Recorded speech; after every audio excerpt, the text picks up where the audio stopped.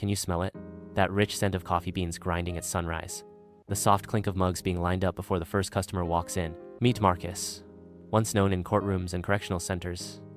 Now just another man with an apron, cleaning tables before opening time. His hands used to be cuffed. Now, they pour lattes and wipe counters like he's erasing something deeper than spills. The sign outside read, Second Chances Café. It wasn't just a name, it was a mission. At first, no one came.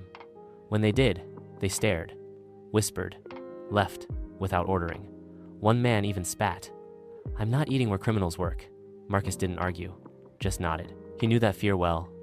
It lived inside him too. But slowly, something changed. A former addict showed up asking for work. A young woman with a record applied for her first job. An ex-soldier sat in the corner, silent every day. None of them had anywhere else to go. So they stayed. First week, the barista spilled drinks.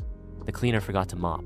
The kitchen was chaos. Second week, they laughed at their mistakes instead of hiding them. Third week, a regular smiled back, said thank you, asked for names. Fourth week, a customer left a note.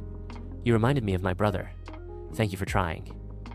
Marcus read it twice. For years, people told him he'd never change. Now, here was proof he could. A food critic visited anonymously, saw the staff, read the reviews, tasted the coffee. She wrote, This isn't just a cafe, it's a safe space for those who need it most. Overnight, lines formed around the block. Reporters asked, Why open this place? Marcus smiled.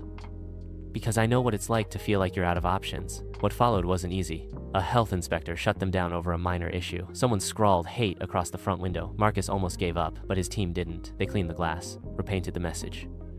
Reopened, stronger. Because redemption doesn't come from perfect records. It comes from showing up again and again. Years later, the same cafe buzzed with life. Employees trained new hires. Former customers returned with job offers. Some even said, I got my start here. And Marcus stood behind the counter, not proud, but peaceful. He still served coffee, still wiped tables. But now, he also taught others how to believe in themselves. People don't change because they're forced to.